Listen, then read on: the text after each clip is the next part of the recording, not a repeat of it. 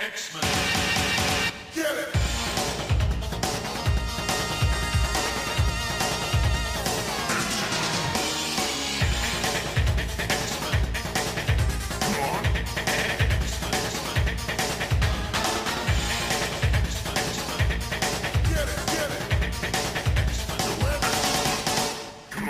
Hey everyone, and welcome to another exciting episode of Battle of the Atom. This is your weekly X-Men podcast where we rank every story from A to Z. I'm Adam. And I'm Zack. And Adam, you know what I'm feeling today? What are you feeling? Well, I am sitting here in this nature lodge where I see at least 4 different images of a trout around me. Oh, okay. And I'm really wanting to get in touch with my roots. Just get on back to the good days. I feel like that. Like you're feeling a little nostalgic. I am. I want to get back to the days where we would hunt for our fish and cook them up and just, like back to the way things were before we got so into these podcasts and this technology and whatever else the kids are doing these days. I want to get to a place where Wi-Fi is not an option. I don't know exactly what I'm feeling, but I'm feeling like I just want to go back home again. To the feeling of home. Well, that's good to hear because this whole episode is sort of about original recipe X-Men creators, isn't it? Yeah, it really is. And that is all thanks to Brian Hewson. Brian went over to patreon.com and he said, guys, I'd like you to talk about Excalibur number 41 through 47 by Alan Davis, The Righteous Return of You-Know-Who, where Alan Davis comes back to Excalibur and he writes and draws the whole dang thing. And I gotta tell you, it's pretty delightful. Oh my God. It is damn near perfect comics. I mean, I think I tweeted earlier this week that this was the week that I finally learned to love Excalibur. And I feel kind of bad. Yeah, I feel like kind of bad about this because I've always appreciated the original run, like the first couple issues before they get to Cross Time Caper. But I'm telling you, man, this right here is like Apex Comics. It's pretty freaking good. Yeah, this is I get the feeling you like it more than me. Okay. But that's fine. Because this is all Alan Davis. And Alan Davis draws very good characters. And it's kind of a reset for Excalibur. Because they had been floundering ever since Claremont left. Like, there was a good, 10 issues where no one knew what to do with them. And Alan Davis comes back. And what's interesting is he does this thing where he tries to just pull in a bunch of plot threads that just got dropped over the years in Excalibur, while also completely splitting up the team for this arc, which is an interesting tactic just to start out, though, you could argue this was definitely not Alan Davis starting out with anything. It was him coming back to something. Yeah, it's a fascinating arc in that he is taking every sort of loose end that's gone all the way back to the sword is drawn and saying, here's what was going on. And he does it in a way that is really, really fun. This is the arc where Nightcrawler starts to end men with the TechNet villains. Oh, yeah. Nightcrawler tries to make TechNet into superheroes. Because Nightcrawler has a broken leg and all of Excalibur has gone on their own adventures. And Nightcrawler's like, well, someone needs to do something. Yeah. Megan and Rachel go off on their a sort of spiritual quest to figure out Megan's origin story. Kitty's not really around for most of this because she goes off with the Alistair Stewart from the Weird Happenings organization, and she's setting up the next arc. Mm-hmm. And Captain Britain gets to go on trial with the Britain Corps. Yeah, there's a good... The Captain Britain Corps scenes are just Alan Davis flexing.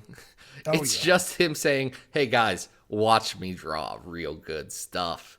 This is where we get introduced to Brother Britman, who is Captain Britain from Earth 65, and he's a hippie. Yeah. It's great. And talk about flexing. Like, there's so many amazing moments in the illustration here that just make me go, wow. There are special effects that he's doing on the page that are enhanced by some of the color work, especially when Rachel and Megan encounter what is the guy's name in the chains that they encounter in the trailer? He's part of the Nuri. Is that? I think that's right. I'm gonna be honest with you. Theirs was the storyline that bored me the most, so Okay. I don't remember it much. Like, I like Megan as a character a ton, and I want to see more interesting stuff done with her. But I don't think this particular arc is the best thing for Megan. And then Rachel doesn't get to do a huge amount, but Alan Davis then has her fight Galactus later, so he does a Right. good Rachel. Just like their interactions aren't my favorite of this particular arc. I love the Nightcrawler stuff, and I love the Captain Britain stuff. Yeah, I am just. It's funny. We had a conversation before the issue of House of X came out, House of X 4, or no, House of X 5, with Gold Balls returning with Tempest and Hope. And I remember distinctly you said to me, without me using any expletives, you were like, "This is your kind of BS," and you were right. These issues, I always am. yeah, sure. These issues are like right up my alley. Tons of silly characters, everybody interacting in these amazing teams of weirdness. I just really enjoyed this arc, and it is just undeniable how talented Alan Davis is. By the time we get to 87, we've got a 2-page spread of one of the TechNet characters' numbers has procreated with a dragon, and all of their dragon babies are flying all over this 2-page spread. It's just miraculous what he's able to do. Yeah, I think the TechNet stuff gives Alan Davis a real chance to shine here. And one thing that Alan Davis is, definitely underrated on is his comedy and his use of timing. Because one advantage that comics has with the panel layouts is a better control of pace. So you can make someone, wait longer before switching their eyes, or, force them to jump faster with the way that you lay this out. And Alan Davis uses that for incredible comedic timing. And it just works out so well, especially when you got characters like TechNet, who TechNet are bounty hunters from space, and they're all super friggin' weird. One of them's a fat baby in a chair. Joy Boy, who goes missing at some point.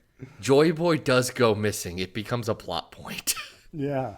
No, but you bring up an interesting point. There are such smart uses of the comics medium here.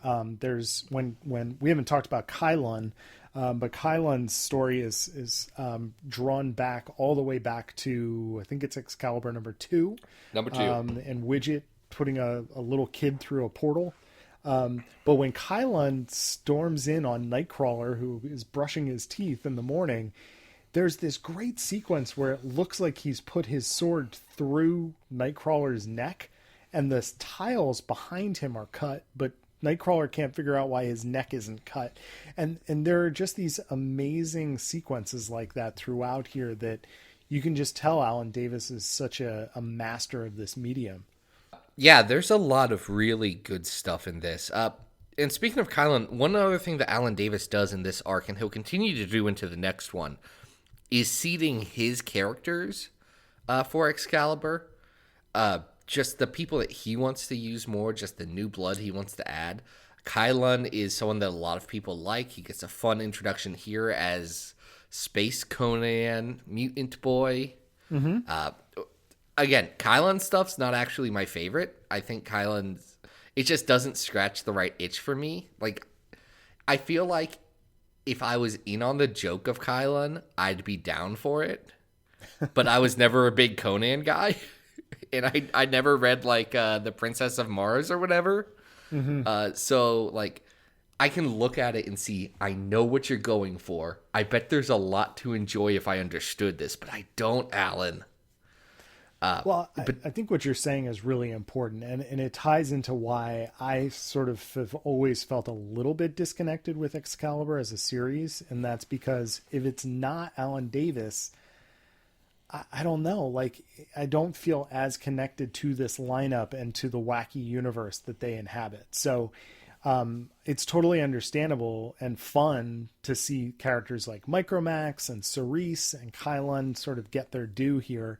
But you can see that in anybody's any other's hands, like, it doesn't necessarily work or fly. Yeah, there's a reason why Kylun doesn't show up ever again. And Cerise doesn't. Though both Kylun and Cerise have shown up in, like, the last 12 months of comic books, so... Hey, why not? I also appreciate that Alan Davis just, like, straight up retcons previous Excalibur stories from the last year, like one of the Excalibur specials, and he's just like, yeah, that didn't happen the way you thought it happened. That felt like he went out of his way to retcon it. Like, he spent some time doing that. But this is a fun story. It sets up some good stuff. The Alan Davis run of Excalibur, his solo run on this is real solid, and I think it's something that, well, especially at the time, got completely overlooked because what else was coming out? The Jim Lee run of X-Men. So people were a bit distracted and didn't want this goofy book that was legitimately behind the times. And I don't say that in a negative way, but it's hard to believe that this is a contemporary to Rob's X-Force or something like that, you know? Well, and it's absolutely wild to think that this is, I don't even know how to describe the difference between some of the formal approaches that Alan Davis is using here in terms of how to lay out a page, how to think about it in terms of camera angles, in terms of expressions, and then to completely on the opposite side of the coin, we have these young artists who are coming out of the woodwork and aren't necessarily thinking about it that way, and it's really a lot about style and action. Whereas this is just, like I said, it's masterful storytelling. Absolutely. Now, we talk about storytelling a lot on our list. We do. We currently have 279 books on our Battle of the Atom Master list. Topping out the list at number 1 is Dark Phoenix Saga. About halfway through at 150, we have X-Men Gold 30, Till Death Do Us Part. And all the way down at 279, we have the very dreadful The Draco. We do. Okay. And that's bad. That is bad. Here's what I'll say, definitely for sure. This is better than Excalibur 61, Truth and Consequence, which is that time that they fight Galactus. I would agree with that. That's at 79, by the way. Yeah, this is a really fleshed out story. It's Alan Davis sort of reclaiming this book, and it is absolutely gorgeous. So I would agree that it is better than that sort of one-shot issue with Phoenix fighting Galactus, even though that is absolutely gorgeous. How high are you willing to go? Adam, is it better than here's a very comparable story, and I want to know how you feel. Yeah. Is it better than Mojo Mayhem from Excalibur? I think it is. I think it is. I'm just thinking in terms of like what makes Excalibur Excalibur in terms of its goofiness and its just general almost Monty Python-ness likeness. And this nails this in a really fun way, and no disrespect to Art Adams, but man, Alan Davis is like, he's drawing his butt off here, and it's outstanding. Just looking up the list, do you think this is better than X-Men Season 1 at number 51?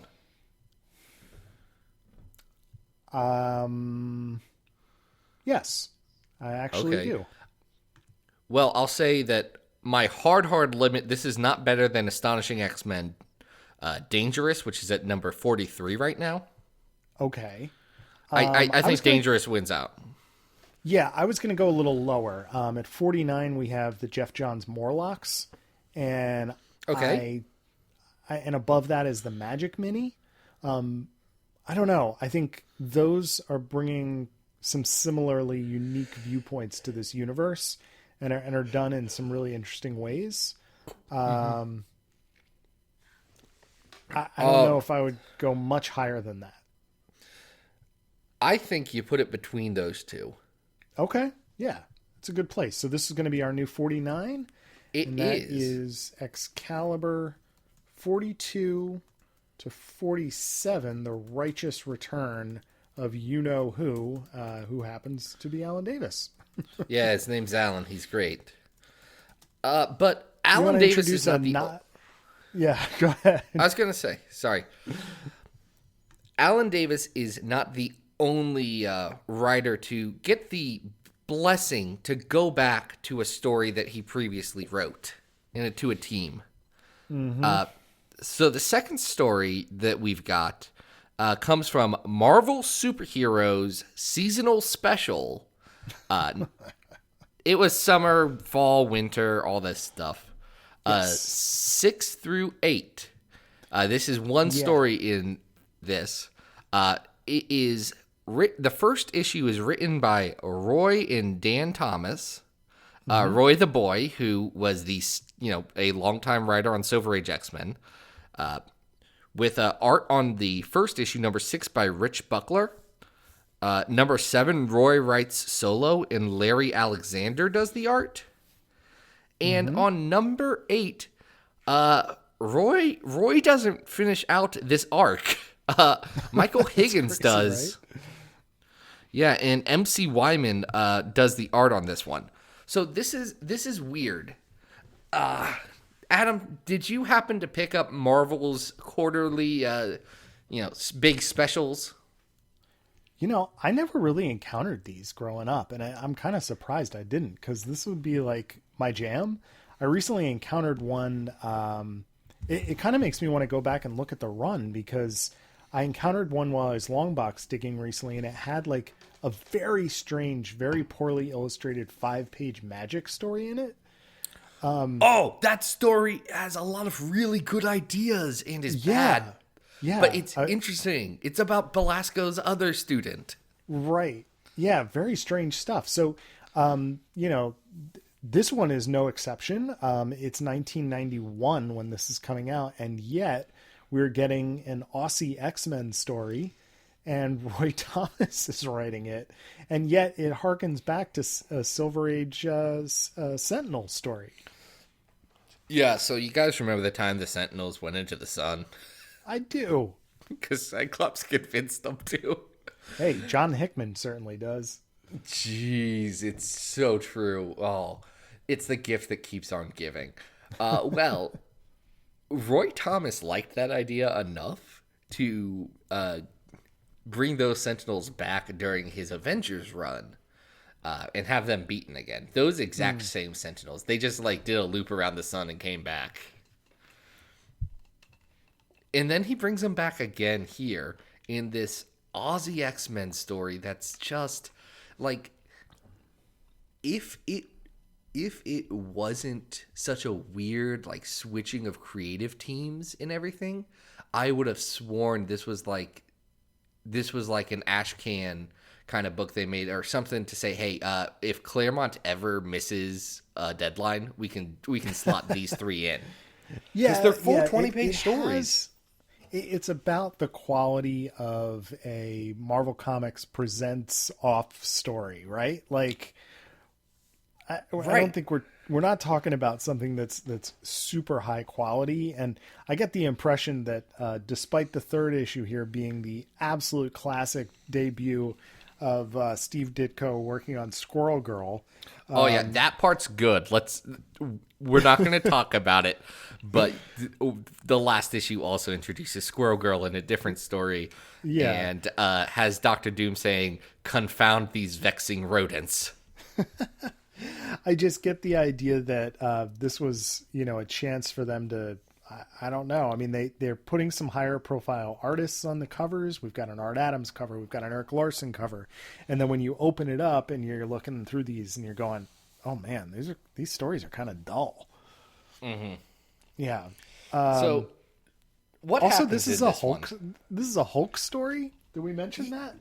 Yeah, it's about the Sort of. Abomination and Gamma being something the Sentinels want to get rid of.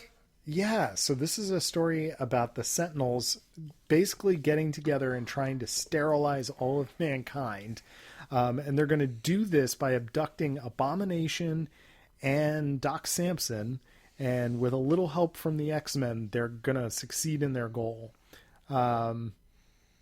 This also turns out to be a revenge plot in the third issue by, is it Larry Trask's daughter?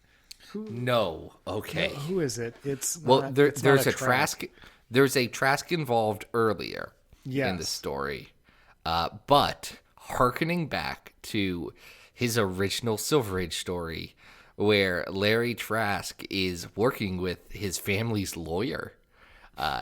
His family's lawyer's daughter now wants revenge and uploads her entire mind into a Sentinel.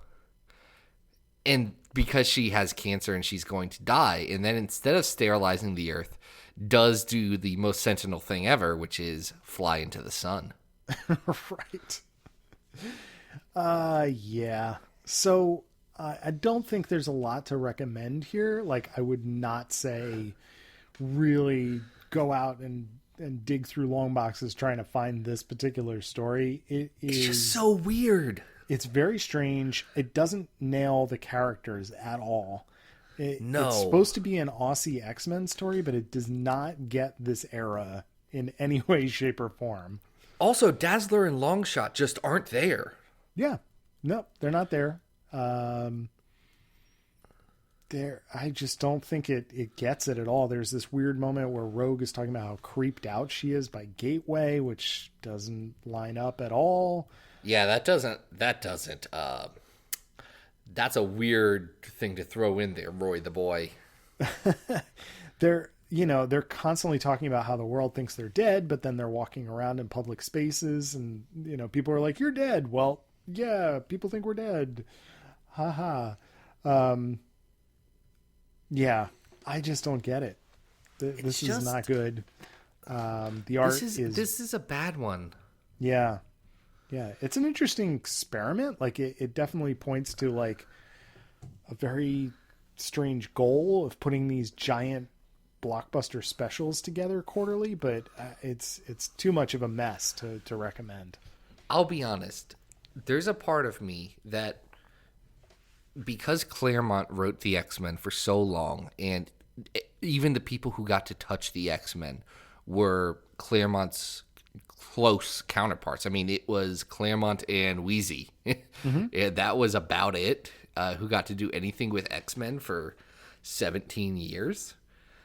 It makes me so interested to see what, like, Frank Miller's X-Men or Walt Simonson's X-Men, or, pull people from that 80s Marvel time and just do a X-Men story with them, just to see, not today, not nowadays, but like in their prime, how would they have viewed the X-Men and how would they have changed it? Because, you see Roy Thomas, who, what he's essentially doing is taking this very modern, some would say cutting edge for the time team and doing a Silver Age ass story with it.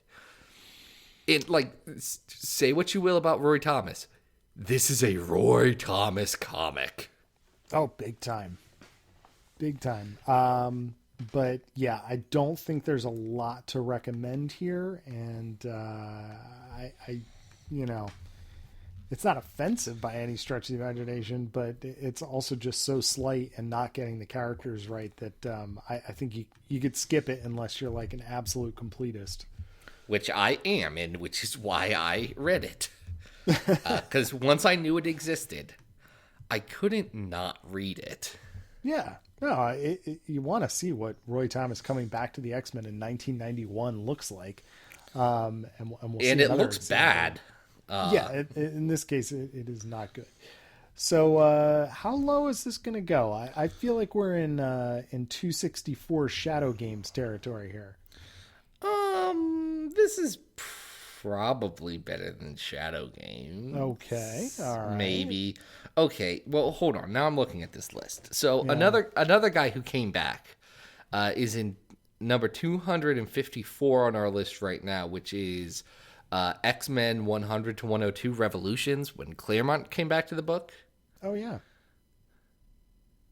I mean, that has the Neo, but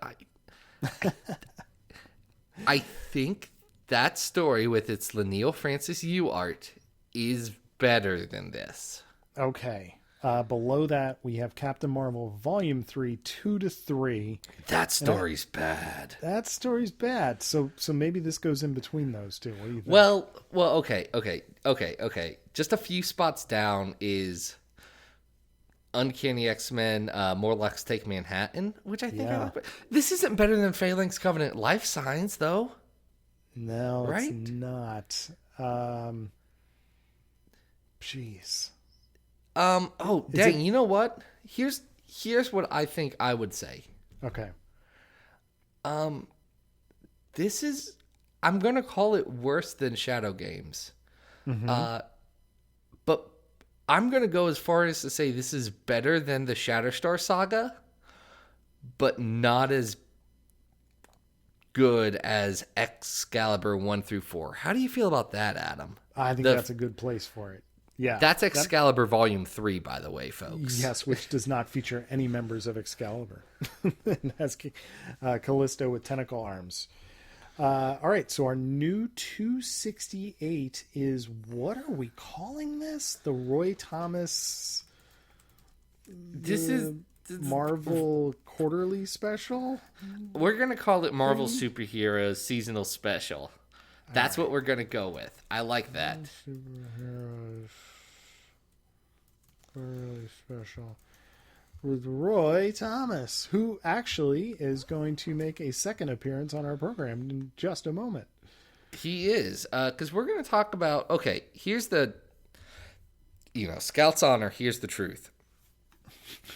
We originally planned on talking about X-Men Forever, the first arc of that, but I read that recently. I read that whole run, and when I was sitting down to read it, I sent Adam a message, and I said, Adam, I don't want to do this. Can we not? No one requested this one. This isn't what Brian said to talk about. So we aren't talking about X-Men Forever. But in the spirit of this, we are going to talk about a time when a bunch of creators came back to the book. Yeah. And this is X-Men Gold #1. It's a one-shot for the 30th anniversary of X-Men. And we have quite the creative team here. Stories by Chris Claremont with Bob McLeod. Stan Lee teams up with the Simonsons. We have Roy Thomas and what's the artist on the Roy Thomas story? Pat Oliphant. Oliphant, thank you. Len Wein and Jorge Molina, and Fabian Nicieza and Salvador La Roca. Yeah. Which, This like, is... that's a this lot is of X-Men fun. creators. Yeah, and you know what? Like, I remember when this came out, and it has this absolutely gorgeous Olivier Coipel cover with some X-Men from different eras on the cover. And I gotta say, rereading this, this is an interesting sort of like X-Men Digest intro thing. Like, it does what you might expect a 30th anniversary special would do. Yeah, well, you say 30th. This is closer to 50th, but... Oh, I keep saying... I'm sorry, I'm reading it wrong. It is the 50th. Sorry. Yeah, it's interesting. So the first story is by Claremont and Bob McLeod. Bob McLeod, for those of you who don't recognize it, is a co-creator of the New Mutants. And it is pretty much like slotted in between Uncanny 173 and 174. Like, Yeah. it could only take place at one very specific time in continuity. and which is interesting because that's like what I think of as the most pure Claremont X-Men era. Yeah, I would agree. And this story brings in a lot of those elements. The Starjammers are here, Lalandra's here, Madeline Pryor's here. Mm-hmm. You got Kitty Pryde and a fresh rogue, and the X-Men have to fight some Sentinels, and that's about it. Yeah, it's not deep. It's a Russian doll Sentinel that once you open the one Sentinel, it has little Sentinels inside of it. Oh yeah, it's a master mold that makes other master molds. Yeah. The one thing I would say about the story is that, it's not taking any risks. Chris Claremont's playing it very safe and just sort of doing here is an introduction to who the X-Men are in this particular era. And, this is not, I would say, Bob McLeod's strongest work. He's drawn much tighter. I wouldn't say that. There's some weird facial expressions in the mix here. The Sentinel design of the little Sentinels is very strange. So Bob is an amazing artist. I would not say that this is him at his peak by any stretch of the imagination, but there is a fun factor to seeing the two of these guys paired up again. Yeah, this was never going to be a revolutionary story, but if the entire pitch of this is, hey, do a victory lap, be like, y'all, you guys did X-Men, and you did it pretty good. This is a good team and a good way to tell that story. It's innocuous. It doesn't hurt anything. It's not great, but it's enjoyable to see, especially because this was, I feel like this was the first time in a good little bit where Claremont got to do anything like with the real X-Men. Yeah, no, that's true. We've seen it a little bit more often recently, but he hadn't done anything for a while. I'll be honest. I'd rather him only get limited opportunities with the actual X-Men because love you, Daddy Chris. You and me think of different things when we think of X-Men nowadays, which is fine. Well, we'll see. Maybe we'll see him in the next X-Men holiday special, should there ever be a sequel to that. But this issue also contains some other weird treats. I think the Stan Lee Simonson's joint, which is very short, is a very weird one, especially given that the credit for plotting it is Louise Simonson, and yet the story revolves around the male X-Men battling in the Danger Room to get a date with Jean. So I think the creative team is interesting on this. So on plotting, you have Louise Simonson, Wheezy. Stan Lee scripted this, and this is actually his last original scripted thing for Marvel before he passed. Oh, I didn't know that. That's interesting. Yeah, he has one other credit on a Captain America story, but that was a old story that they just got around to drawing. Like it was something where he had a loose plot written somewhere. But this is the last thing he really did for the company. And, to his credit, he was in his mid-90s at the time. And I think what they were going for is Louise Simonson saying, hey, what would a Stan Lee Silver Age X-Men 5-pager look like? And it would just be the X-Men doing something silly and then having an oddly stern Cyclops and Xavier moment at the end. What's also interesting is if you do remove Stan Lee's script from this, you could pretty much, in the Marvel way, you could kind of apply whatever script you wanted to this and still make it kind of make sense. It doesn't have to be about the guys fighting over Jean. It's really just about them racing down a hallway and sort of wrestling a little bit in the Danger Room before that's it. It's over. Yeah. And this is, I like the art on this. It's good Walt Simonson art with Bob Wyacek doing his inks, which is pretty to see. Love Bob Wyacek. Do want to point out on all these stories because Orskowski. Tommy Orrs does this. Does all the letters, which is beautiful. Yeah, that's another fun thing is like seeing names like Bob Wyacek and Orzechowski as part of the lineups here, and you're going, oh man, this is cool. They got the team back together. The Roy Thomas story is Banshee and Sunfire hanging out. It's very unnecessary. Yeah, Banshee and Sunfire talk about country music for 5 pages. And go visit Graceland? Sure. Yeah, look. Banshee is has a history of country music appreciation being one of his things. But also, like, Banshee talking about chess records is just such a wild thing that I cannot believe that's in a comic book. I don't know. I guess Roy Thomas thinks that Banshee's from the South? I don't know. Well, no. So Roy's Banshee's creator. I'll give him that. Okay. Well, you can do what he wants there. Yeah, it's a character trait. So, like, if you go back to Giant Size X-Men #1, Charles Xavier recruits Banshee at the Grand Ole Opry, and it's never commented on.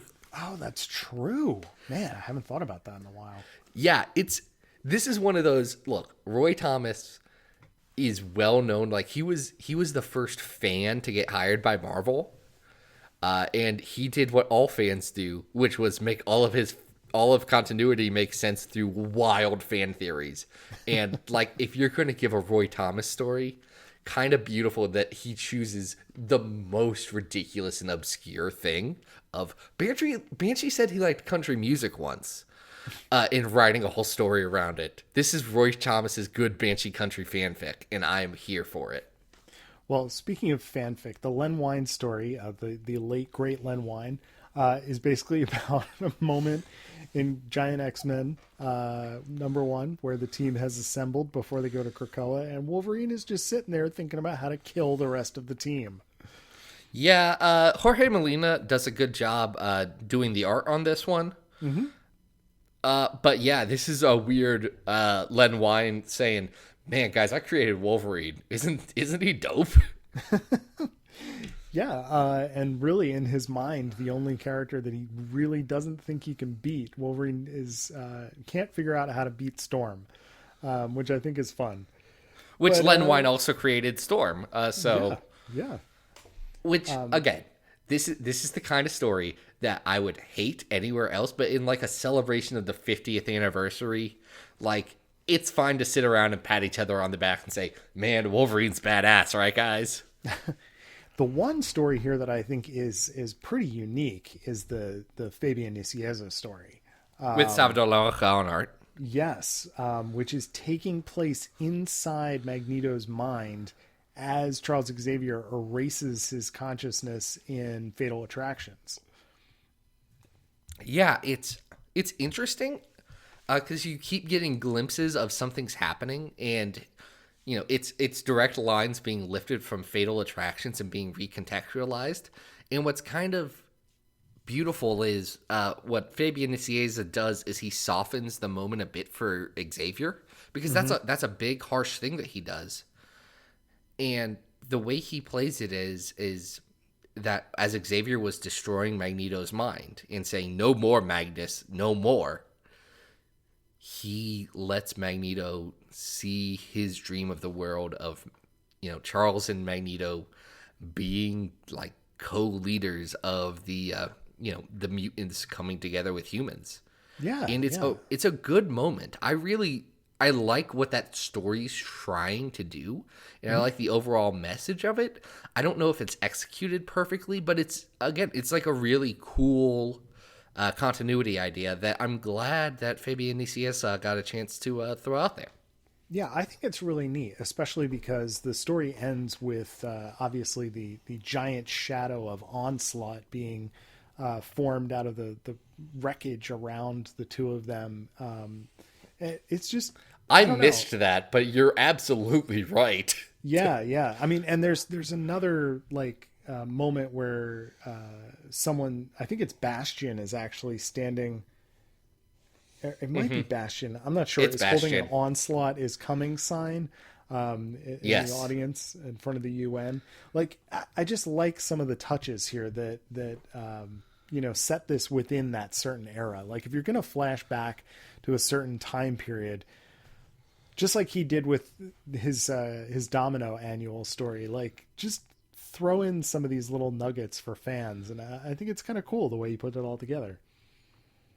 Yeah, I like this one. Honestly, I think this is an entire comic of comfort food. Is it like great for you? Probably not. But every once in a while, it is good to get this. And I mean, it's worth checking out. You're not going to regret reading this on Unlimited or something like that. You're going to say, okay, or this maybe wasn't for me, but it'll be fine. There'll be some good, there'll be some bad. Worth checking out. Yeah, I definitely agree. If you are an X-Men fan and you enjoy different eras and different, seeing some of these creative teams get back together, I think it's pretty neat. It's an interesting artifact of reflecting back on these different eras, even if it's not, perfect. So Right. Where does this go?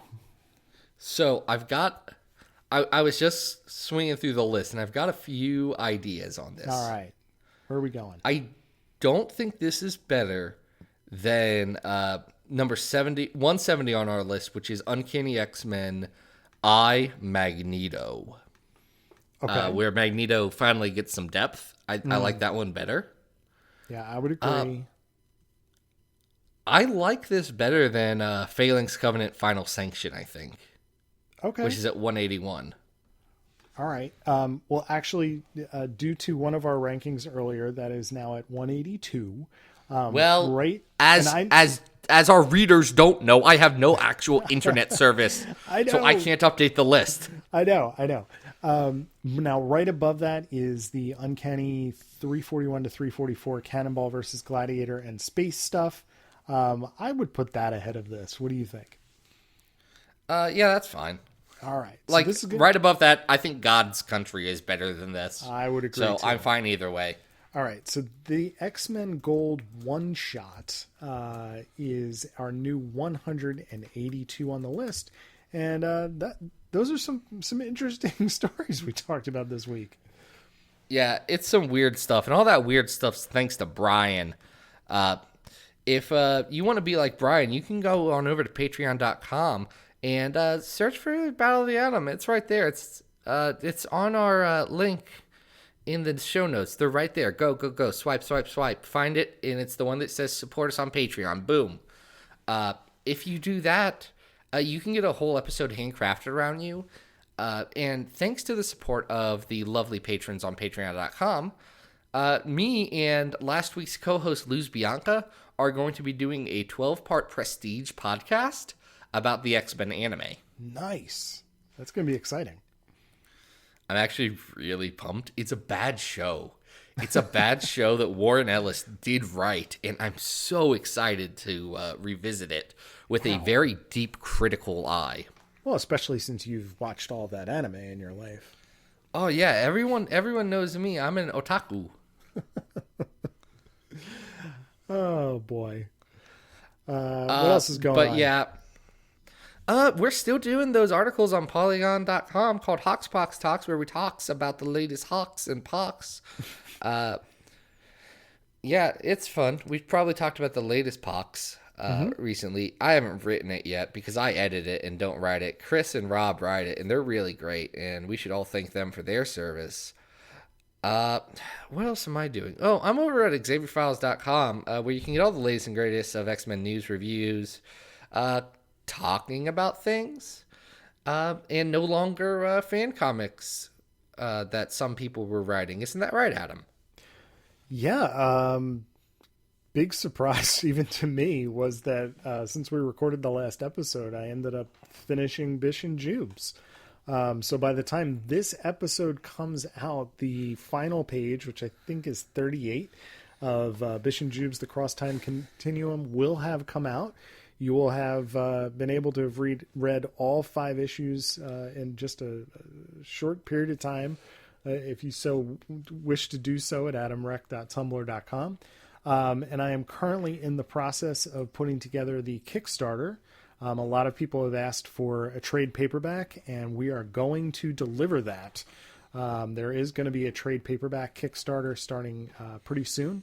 But I have to just push it back just a little bit because also happening next week is New York Comic Con. So I will be heading to the con, and follow me on Twitter just to, if you want to bump into me and say hello and, maybe even do a cameo on the show and say hello. I'll be carrying my recording equipment with me. Doing some interviews, and I'm very excited and nervous about it because I have never done 4 days at a con to begin with, and yet doing that and being press for the first time. So this is going to be an interesting experiment. However, that is not going to be our next episode. Next episode, we are doing Operation Zero Tolerance, right? OZT. OZT. OZT.